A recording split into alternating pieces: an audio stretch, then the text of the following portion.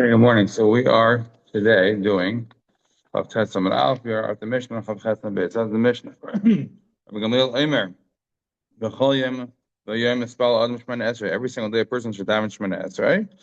Rabbi Shua Omer me'ein yud ches. Every single day a person doesn't have to daven shemana esrei, but rather they have to daven me'ein yud ches. Something similar, akin to what the shemana esrei is, but not the full shemana esrei. B'kiva Omer, it depends. Im shigur tefillas b'fiv mispal yud ches. If you're normal, if you're able to daven and it's not a challenge. Remember, in those days, they didn't have the official prayer books, so people didn't necessarily know how to daven. And therefore, this opinion of Rabbi Kiva was really going to be true much more in those days. Today, even the simplest people know how to daven. So, according to Rabbi Kiva, which would be correct today as well, because everybody today is shigur b'fiv. But in those days, you really saw people that were not. So if people were not shigur b'fiv, so then the halach will be that they can only daven me'en yud ches. But if they were shigur b'fiv, then Rabbi Kiva says he could daven yud ches. Rabbi Kiva Omer im shigur b'fiv mispal yud ches, ve'im lav me'en yud ches. Rabbi Lezer Omer, Rabbi Lezer says a fundamental point, which is somebody makes a tefillah into something that is done by rote, it is something that is done by fiat, then the tefillah is not going to be resulting in a real plea from the Rebbeinu Shalom. This maybe is not the most appropriate citation, but is one that never sticks with me. Remember having Joshua Heschel in one of his books on the Kutzker, he wrote the following. He said, "Why is it that we have this is not just simply the problem with this is not just simply the problem with this is not just simply the problem with the tefillah, it's a problem with the organized religion." But Heschel wrote that why is it that the Torah demands that you have to daven, Chacham demand that you have to daven 3 times a day. You have to daven 3 times a day, and morning, afternoon, evening. And if you do so, then you're not going to have the real excitement to daven. You're not going to have the real feelings. You're going to be required to daven. Said Heschel, it's akin to the following. It's a situation, there was a town where there was one of these small towns where they didn't have a real watchman. So people would have their watches, and from time to time, the watches would break. And over a year, you would have these various peddlers come through, and sometimes you'd have a watchmaker, and he would come fix everybody's watches, and you get paid. So everybody brought him the watches, and certain watches he was able to fix, and certain watches he was not. So they said to him, "Why isn't he able to fix only certain watches and not others?" He said, "The watches that are wound, even though they no longer work, but they keep on being wound by the owners, those I'm able to fix. But the watches that are left without being touched, those end up rusting, and I cannot fix them." And the same is true with regards to tefillah. That is to say, every single day a person has to daven in order to keep the heart fresh.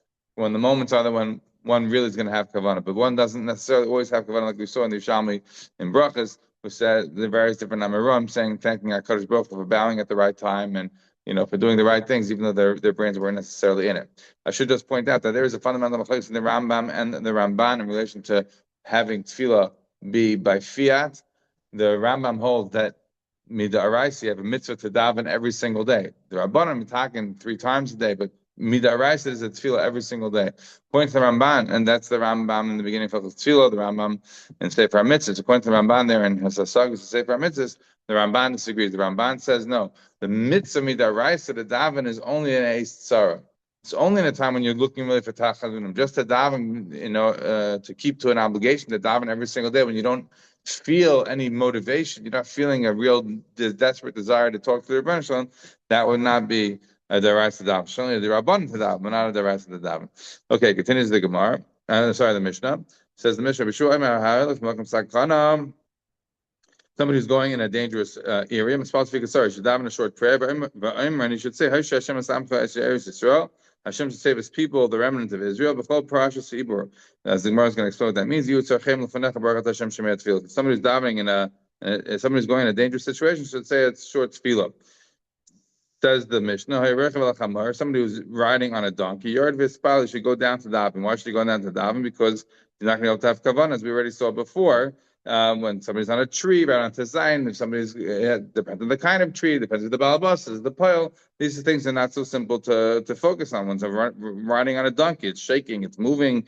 It's not an ideal situation to be able to have kavanah to be able to daven. If he's not able to go down, why is he not able to go down? So Rashi explains because he doesn't have anybody to watch his donkey. So then Yaksir Espanam, they should turn his face. If he's not able to turn his face, meaning Rashi should turn his face to the direction of Yerushalayim. He's not able to turn his face to the direction of Yerushalayim. Then he should turn his heart to the Kodesh HaKadoshim. If somebody's driving, somebody's going on a boat, Ba'asta is very interesting. There's two different pshatim what Asta is. From Rashi, look at Rashi's second pshat. Ba'asta, Rashi says, right? What is a rafsades? What does it sound like? A raft, right?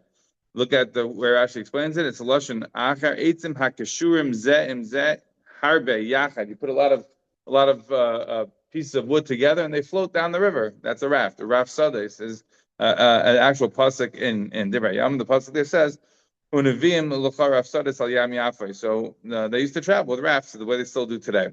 The other pshat, Rashi is not so clear. If you look at Rabbi Chananel, says Rashi sounds like it's a jail, but obviously if you're going mahalach, if you're going ba'asda, you're going in a jail. It doesn't make sense. So if you look at Rabbi Chananel says,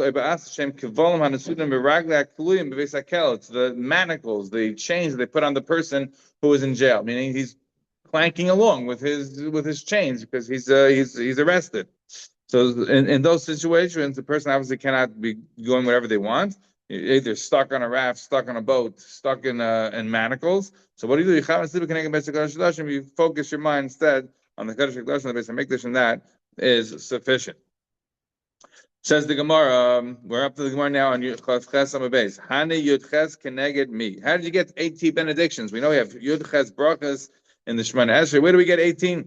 Says the Gemara, Amar Hilbert Shemana Nachmani. Keneged Yud Ches Eskar Shemadav Havel Shemana Elim. It's Tin Chav Tes. We say every Friday night, right? What do we say in there? We say in there 18 times. If you count, I count that you can trust me on this one. It does say 18 times Hashem in the Mizmar. So since it says 18, we're going to use this again on Chav Tes. We'll see again. We'll use this again. That's how you get the basis for 18 brachas. You see, Machlokes, Rabbi Yosef says no. Now remember, this Machlokes is already in when the 18 benedictions are extant. There's already 18 brachas. We're debating now the 18 that we have, Keneged Mi. There was already 18 there, right? This is now that I'm discussing how did they come to 18. So remember that the Yud Ches Brachos is already done by the Anshe Knesset Gdola, right? That's already there from long ago. So now we're discussing how you got to 18. So it says the Gemara, it's connected the 18 Askars in Kriyashma. If you can look in Kriyashma, you'll see 18 times it says Hashem. It's connected the 18 different vertebrae in the back. I don't know scientifically whether or not the doctors agree or not. I have no idea. But that is how Chazal understood it. It was 18 different vertebrae in the back, the way they were counting. So therefore, 3 different versions as to how you get 18 brachas, or what's the reason they did 18 brachas. Can I get the 18 Atzkaros and Shema, and Havla Hashem Ne'elim, or Kol Yisha B'Shedra? And that same machlokes continues on for the next point. It says the Gemara of Tachlim Shimon Levi, when somebody's bowing down, they have to bow down until all of the Chol Yisha B'Shedra are bent. They're all protruding, right? Actually, if you remember, this was I don't know if we discussed it in detail, but this was what do you call this? Was a Gemara that we had before on the top of Yud Beis and Beis. The top line. Remember the line was Rabbi Sheshes Kikara. Right? When Reb Sheshes would bow, he would bow like a rod straight down, but when he would get up like a snake, like this. He would get up like this. So Taisus, if you look at the top Taisus there in Yud Beis, Taisus says, what do you mean he would bow down like a rod, like straight down? So Taisus says, we're going to see right now the next opinion is, so when one is bowing, according to the first opinion, when you bow, you have to bow that all the all these 18 different vertebrae have to be bent to some degree. Until you can see a coin connected your heart. Look at Taisus there on your base. Taisus says, on Chav Ches Beit. The one we just had is Amin Achir Isser until you're able to see like a coin if you bend down. So it says Taisus Loy Sagi Bikriya Levan Veroy Shezokov. It's not enough to just bow, but your head is straight. You have to fully bow down. Your head has to bow with you. Your head has to bow down as well. But you can't bow down too much. And then Tais points out, very interesting. What happens on your Rosh Kippur? Rosh Kippur person is bowing the whole time. He's supposed to bow the whole time by davening. So what do? Because you have to bow. You have to bow for the brachas. But you know that we're going to see later on. Only the kahanim in the Beis Hamikdash would bow by every bracha. You're not allowed to. We're only allowed to bow the two in the beginning, two in the end, and that's it. So if somebody's already being in a bowed formation, because Rosh Kippur is supposed to be in a bowed formation when you're davening, so we have to make sure to get up before you get to the bar. You don't want anyone to think that you're bowing at the wrong times. You have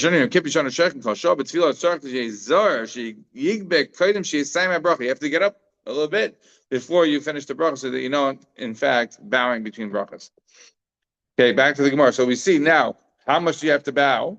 Says again, two opinions that we just saw. We'll have a third opinion. And one is and once you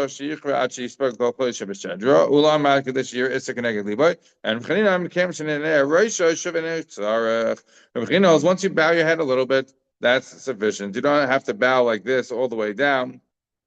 That all the vertebrae has to be bent, or until you can be able to see a coin. Like this is not a requirement. But do we pass on the Rav Chanina? Says Rav, no. Amar Rav, who the mitzar nafshe mexican the kara. That's if somebody is painful for them to bow significantly. So then they can just simply bow their head a bit, and that will be enough. But it has to look like he's doing some element of bowing. But of course, for somebody who's able to, they should bow appropriately. Says the Gemara, Hani. So that's how we get to 18 brachas, and that's how we understand now the bowing is connected to if you're going to talk about the Chulish B'Shadra, the 18 Chulish B'Shadra that causes you to daven Shemana Esrei. So you understand now the 18 Chulish B'Shadra also have to be bowed in order to be able to do the bowing appropriately. So you see the connection of Yud Ches Chulish B'Shadra to the amount of blessings and to the way one bows during the 4 times that one is supposed to be bowing during the Shemana Esrei. So now the Gemara says, for 1 second, Hani Tam Nisrei Tishasrei Havyan. I just don't understand the math. You tell me there's 18 brachas. I counted. There's 19 brachas. So Amar Levi Berachas Hatzedukim Yavna Teknu. This 19th blessing is the blessing of what we call Berachas Hatzedukim. Berachas Hatzedukim is a blessing that they created against the Tzedukim. Right, the Tzedukim, the Sadducees, they're the people who accept Torah Shabbat, not Torah Shabbat Peh.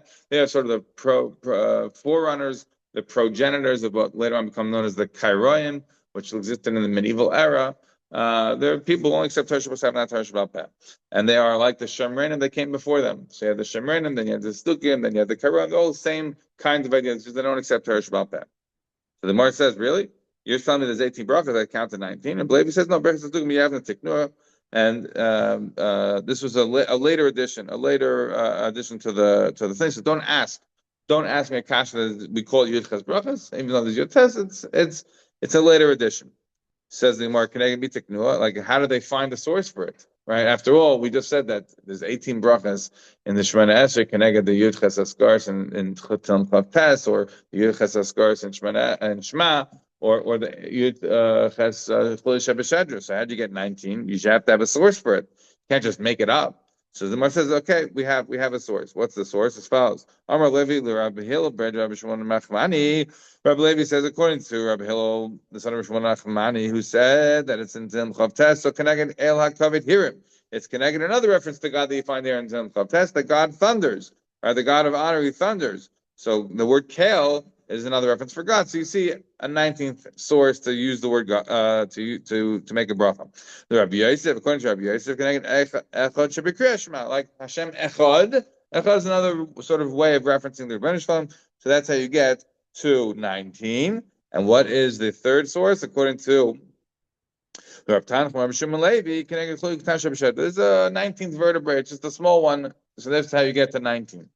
And in that way, then we're able to source it out to make this blessing, to make this additional blessing. This 19th bracha, when you say the 19th bracha, right? V'lam al Shin, you say anything about the Tzedukim there? So over time, this bracha has changed. There was clearly once a reference a little bit more to tzedukim in there. Today we call it minim. Other versions apikarsim. There's many versions, but it's a fascinating thing that the bracha, the way we have it today, is about who? Maisrim.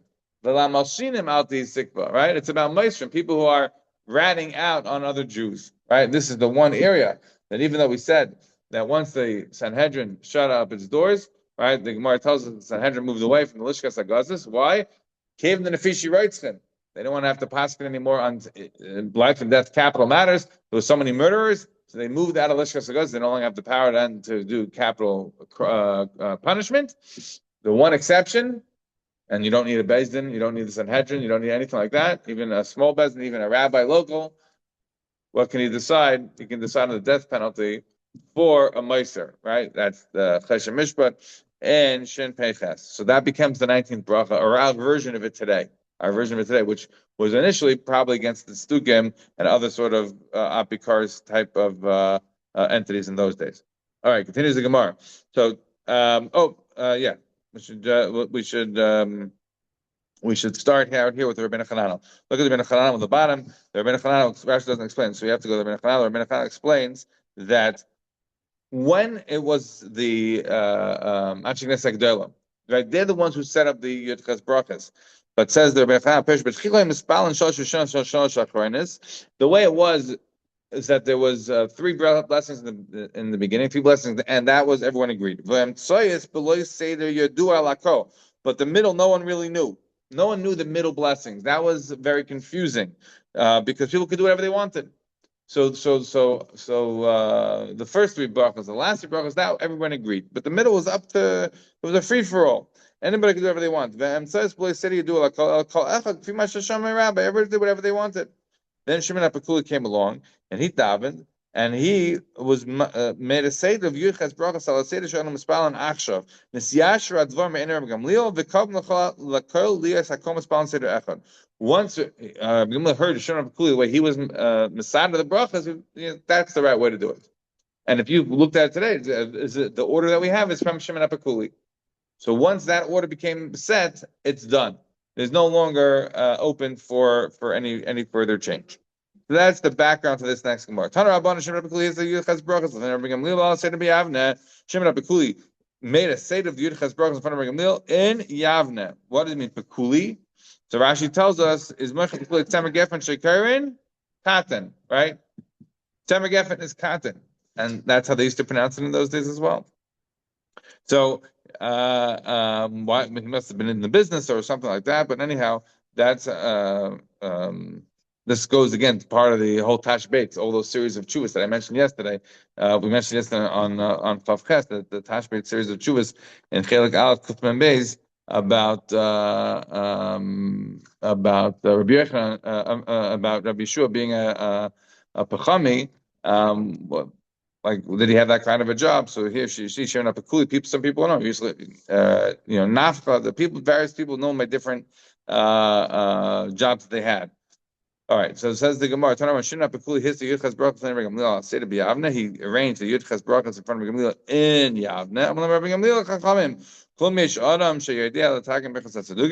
So Rabbi Gamliel said, is there no one who's able to be attacking the bracha against the Stukim, meaning the Stukim giving them serious problems?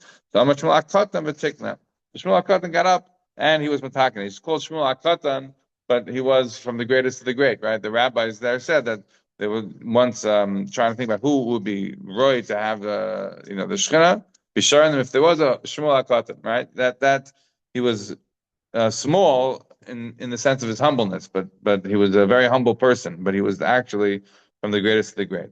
So he was attacking the bracha of the Tzdukim. L'shon Acheres, the next year, he got up. We found L'shon Acheres many times. It's a line that you find relatively frequently in Shas. So L'shon Acheres, so the next year, whatever it was, so Shichra, he forgot. He was happened to be davening again for the Amud, and he forgot. So now we're on the top of Chav Tes Amud Aleph. He was like Mamish standing there for a couple of hours, and they didn't remove him from being chazan. He just didn't remember. He was trying. He just did not remember. So the Gemara asks, "Amai lo helu? Why did they remove him?" Meaning, what's the fear? So it says the Gemara, "V'amar Rav Yehuda Amar Rav, Tabachol Brachos Kulan Em Alan Oisai." Somebody makes a mistake when he's davening for the Amud, you don't remove him.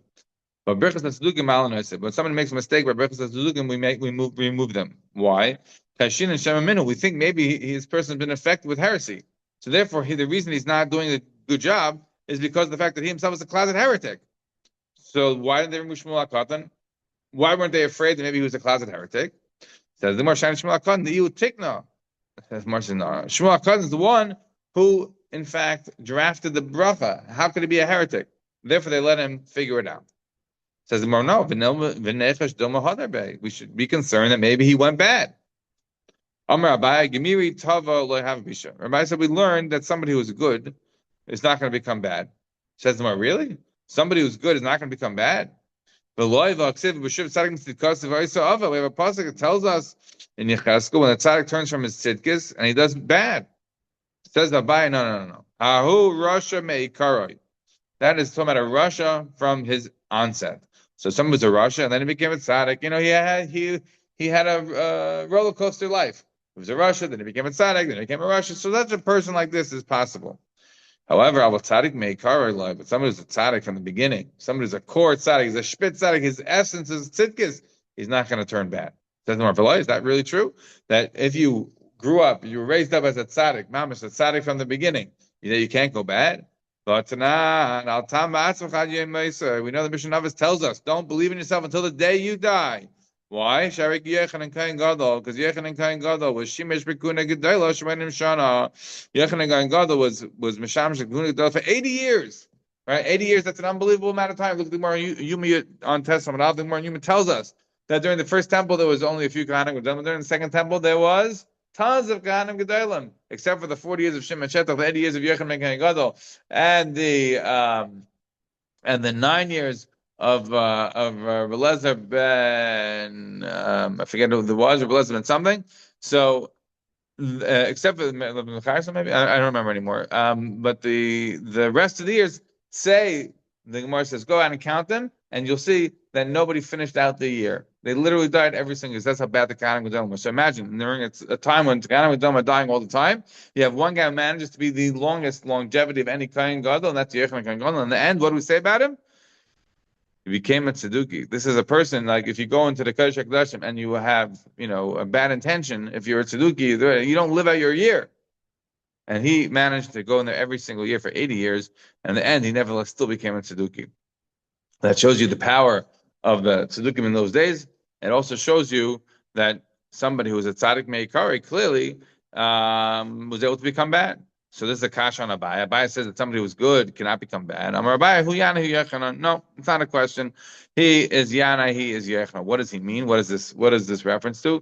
So two Gemaras to know. One is the Gemara Kedushin Samachvav. The Gemara tells us over there about Yana. Yana was once celebrating some victory at war, and he made a whole party. And there was a guy there at the party, Elazar ben He was a nasty person, and he wanted a kar tagar. He was racing Yana on against the Chachamim. And the way he did it was he wore the tzitz. What do you mean the tzitz? We don't have a tzitz from the first base of tzitz, but they had whatever they had, a tzitz in the second base of they had, and he wore it around, and the Chacham couldn't stand it, right? Because at the end of the day, he was from the Chashmonaim, he's a kohen, right? And he's become a melech. So, but in Yanai's case, that's the reason why according to some, there's no Mishnah, right, about Hanukkah, because the Hanam weren't so happy with what the Chadash Shemanim had done by leaving the Kahuna and going after the Malchus also. That said, Yanai had a specific issue because his mother may have been nishbis. If she was nishbis, then he wouldn't be a kosher to be a kohen, to be serving, especially not the kohen gadol. So he was wearing the tzitz, and the rabbis couldn't contain themselves. The Gemara says that they said, enough, leave the kahuna. You're a malach already. Just keep the malchus and leave the kahuna. And so he wanted to punish them. So he ended up killing the rabbis because Elizabeth ben said to him, the reality is you can get rid of the rabbis. But Yana said, how can I get rid of the rabbis? I get rid of the rabbis, and what's going to happen with the Torah? Elizabeth ben responded, Torah is munach b'karen zavis. The Torah is going to be there in the corner. Anyone who wants to learn can come learn.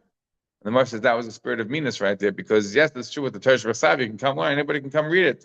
But Torah Shabbat is a Messiah, it wasn't written down. So if they're going to get rid of the rabbis, they're going to get rid of the Torah Shabbat, how are they going to be able to do it? So this is one of those examples where you see that they killed the Chacham. The Gemara Babasha Gimel talks about Herod going in and killing all the Chacham. He had the Gemara there in Kedushin, about Yana killing all the people. So he kills all the rabbis, and then in the end, his brother-in-law, right, Shimon Shetach, who had gone into hiding, he's able to bring it all back. But this is only one version of that. According to this Gemara, then as it turns out, Yanai is Yochanan, right? Yanai is Yochanan. He was at the same time that he was the Kohen Gadol, he was also the king. Alexander Yanai is Yochanan Kohen Gadol, same person. And according to Abai, it's a Pashut answer, because the fact that we're saying that he is, in fact, not a tzaddik meikar, he was really a bad guy, right? Because you see what he did. How did he manage to survive being Kohen Gadol for 80 years if he killed all the Chacham? That I leave as a Turkey, and I don't know. But there is another possible, a possible source about what he had done wrong. And the Mishnah there in Sukkah in Parag Gimel Mishnah Dal, the Mishnah tells us there that not in the name of Yanai, but it could very well been and have been Yanai. Some want to point out that it had to have been Yanai. This is the story, but the Mishnah doesn't say specifically. It was by the going doing the Nesachim. Instead of doing the Nesachim appropriately, he poured out the Nesachim on his own feet. Again, I don't know that it's for sure Yanai, but if that's the case, then that would be another source for infuriating the people. And over there, the Mishnah says that the people got so angry they threw all the esrogim at him. Right? They pelted him with esrogim. Either way, the more bad that you say it is, according to the way Abai is learning, then the question becomes, how could he survive as the Kohen Gadol? When the Gemara tells us in Yuma that there was once a Tzeduki who got the job as being the Kohen Gadol, and they asked, the father said, well, how are you going to do the Keteris? Like, like the rabbis are going to do like the Tzeduki. He said, Kol Yaman, it's Sa'arti. I've been waiting my whole life for this. I'm not going to miss up the opportunity. I'm going to do it like the Tzedukim. He says, but you have to be afraid of the Prushim. And he went and did it like the Tzedukim, and he died. So whatever he was doing, the clear was a very low tolerance policy in heaven. Every year somebody died.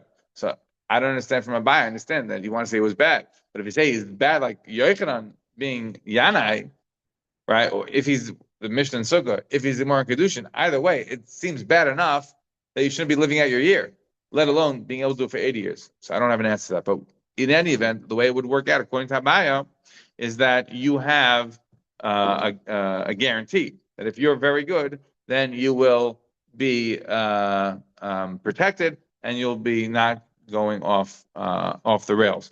I should just point out there's a Gemara in Yuma also, Lam Ches and Lam Tes.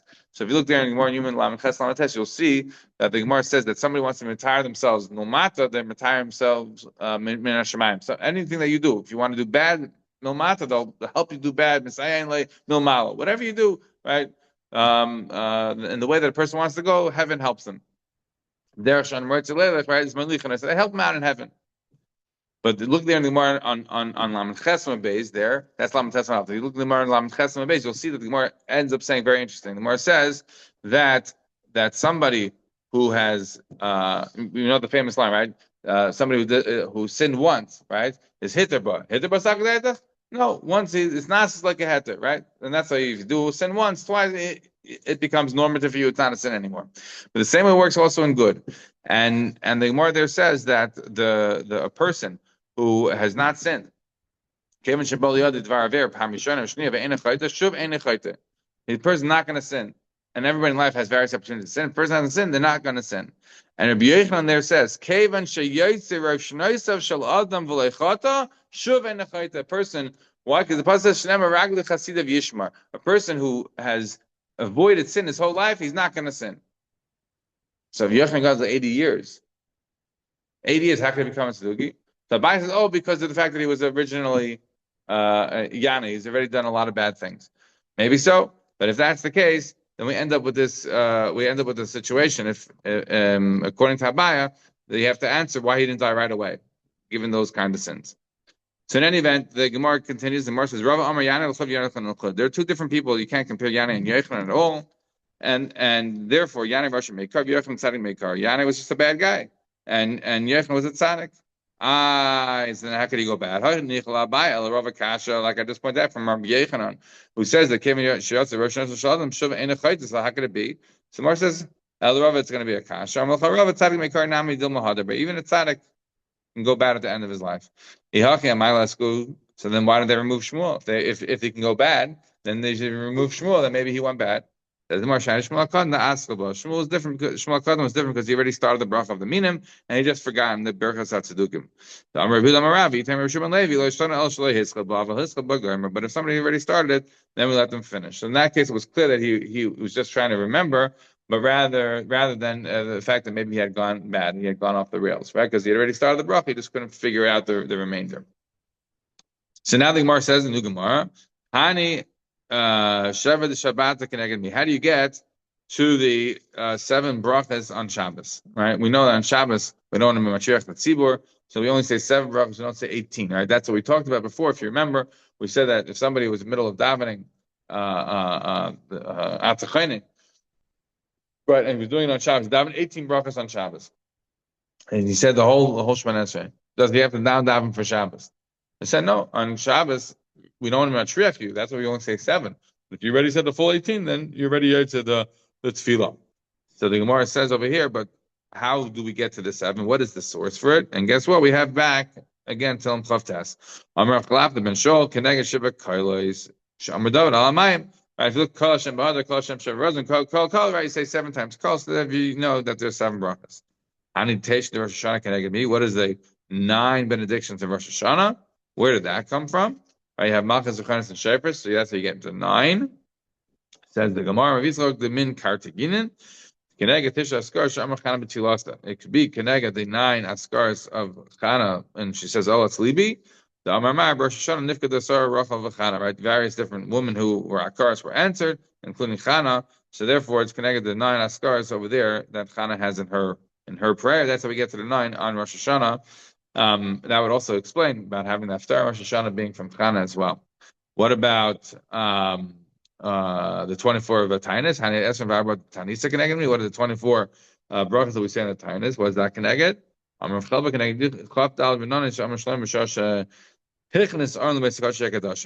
This is connected to 24 mentions of Shlomo HaMelech when he was doing the what he called the inauguration of the Beis Hamikdash. So the more of it was such a nice bracha.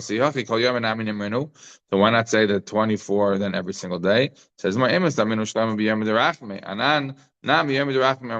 say it? Is when it's the Yom Derachme, when it's a tainus, and you're looking for special rachim from the Rebbeinu Shalom. So now also we'll do it by Yom Derachim, but not just by Shlomo Melech was Yom Derachim was the inauguration of the Beis Hamikdash. So that's what we say on a tainus. But on a regular day, we're not going to go that far to say it. The Gemara is not saying here that it's because of the fact that it would be a very tzibur, but nevertheless, fundamentally, each one of these has to have a source in order for us to get to the numbers of these brachas. All right, so now we go back to the Mishnah. The Mishnah told us machlokes between Rabbi Gamliel and Rabbi Shua as to whether or not you daven every day 18 brachas or you daven every day me'ein yud ches. So the more wants to know, what does it mean me'ein yud ches? Rabbi Shua, and you remember we had the Gemara. The Gemara told us, what was it on Tezayin, I think. The Gemara told us that, the Gemara told us machlokes there, right? Between Gamliel and Rabbi Shua, who was the mandam of this brisa. So the Gemara said that according to Rabbi Shua, my area payim, I feel called nami. Right? According to Rabbi Shua, anybody says me'ein yud ches, not just regular people. Everybody says it, not just workers. So it says the Gemara, what is me'ein yud ches? Man me'ein shmona esrei, Rav me'ein bracha, called bracha. It's like a shortened version of every single blessing. Shmuel havinenu, and Shmuel says it's havinenu. What is havinenu? Right? Notice in here all the different things that you have for the different brachas. Right? Ladas derachecha, right, is going to be for Atachayim, then the most of Avenu, Yirasechas, and Vashivenu, Sisak Lanu is for Slach Lanu, Lias Geulim is for Ver'eh, right? V'Rachakim Machayibenu is for Feinu, the Shenenim with B'nayis Artzecha, right? That's going to be Baruch Lanu, it's the Sinim Abra Tekabes, Tekabes Shev, V'Atoyim Al Da'atecha, right? Yishmetu, right? That's Hashiv Sheftenim, Al Hashem Tanam Fiodacha, right? That's the Valamashinim. Yisrael tzadikim v'vinyani recha, al tzadikim v'tigan echalecha, v'shalayim, tzimichas kam davar lecha, samach, v'richas nel v'vanisham shechecha, right? You have Lushalayim, Samach, Tamiliga, Atasana, Baruch Hashem, Shemei Tefillah. So what's the actual blessing? The blessing is Shemei Tefillah. You have one blessing, only one blessing that incorporates all of the other benedictions, right? So you have the first three and the last three are going to be regular, but in the middle you have one bracha, and that's the bracha of Shemei Tefillah, which is nichlal all of the other blessings in it. So you have the bracha of Shemei Tefillah being nichlal all the other blessings. Says the Gemara, Light Allah Abai Amad Mas Avinenu. Abai would curse those who would say Avinenu. Remember, the Light Allah Abai, we had it earlier, Light Rabbi Shimon Levi, but Light Allah Abai is the common trope. Normally, when we say Light in Shas, it's Light Abai, not Light for Rabbi Shimon Levi, for anyone else, right? Some rabbis, they got their own signaling, right? And so one of the signals of Abai is Light Allah Abai. Amad Mas Avinenu. Anybody who downs Avinenu, he'd be very upset at. So Omar Rav Nachman, Amar Shmuel, Kol Hashanah Kumas, V'alam Havinenu Chutim Motzei Shabbos and Motzei Tovim. Rav Nachman says that a person can say Havinenu a whole year, except for Motzei Shabbos and Motzei Yontif. Why? Because you have to say Havdalah by Chayin Hadas. So the fact of requiring Havdalah means that you have to make a separate bracha. So therefore, you can't have Havinenu Motzei Shabbos and Motzei Yontif. Maskal of Rabbi Bar Shmuel, but name bracha revius b'fnei atzma.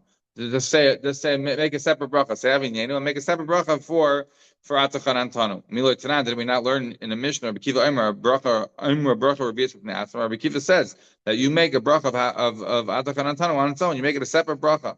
Rabbi Lezer says you included it in Haidah Maidim. So says the more Atakal Shana Miyadina Rabbi Akiva. The Hashanami Navid. Do we ever pass on Rabbi Akiva? No, we always put in Atachan Antanu as part of Atachan. And so, like, what are you going to say about Havinenu? You're going to make a separate bracha now? No, we never pass on Rabbi Akiva. So, Atakal Shana Kul Miyadina Rabbi Akiva. The Hashanami Navid. Kol Shana Kul. My time will have Rabbi Akiva says the more. What's the reason why I don't normally do like Rabbi Akiva? Because time is Tika and Shas Loy Tika because we did 18 benedictions and not 19. So Hachanami Sheva Tika and Tami Loy Tika. Havinenu is going to be for 7 brachas and it's not going to be for an 8th. So Rav says, okay, so just put into Havinenu, just add in Atachan Antanu. So like, what's the big deal? The Gemara says kasha. You're right. In theory, that is a possible thing, and we did not do it. Amar Baby Barabaya, right, as we had him now a few times here, right? He was from the Black Cats fame back and above. You can say Avinenu a whole year, except for when? Except for the Yemos Hagasham in the winter, because there you have to say Saint Talamat of the bracha. So again, same question. Saint Talamat, just add it into Havinenu. You're going to get confused. Samar says you're going to get confused. So what's your basis for telling me before that you should say Atachan Antanu in the middle of Havinenu? You're also going to get confused. Samar says, it's the beginning of Havinenu. The beginning of Havinenu, you won't get confused because right at the first thing, Atachan, and you say Atachan Antanu, it's fine. But here it's going to be in the middle of the same Talamatar, then you're going to get confused. Since the middle here, you're going to be much more confused for you. Ravashi says maybe you should say it in Shemei Tefillah, and meaning at the end. The Amar of Tanchum from Amar of Asi, because if Tanchum says the name of Asi, Tabal Hitzkik words Kasham B'Tchesim. And somebody forgot to say Saint Talamatar and Baruch Aleinu, Machzir Noisai, then you bring him back to the beginning. Right, the Shemon Esrei Sheila Berachos Hashanim. Somebody forgets to say Talamat of Bracha. You don't have to go back. Because you're able to say it in Shemei Tefillah. Says the Gemara. So why don't you not make somebody go back by Havdalah b'chen hadas? Because you're able to say it by Havdalah. So what's the difference over here? Make the person just say it in Shemei Tefillah, and then you'll be fine. It says more Torah shiny. When are we saying Talamat of Bracha?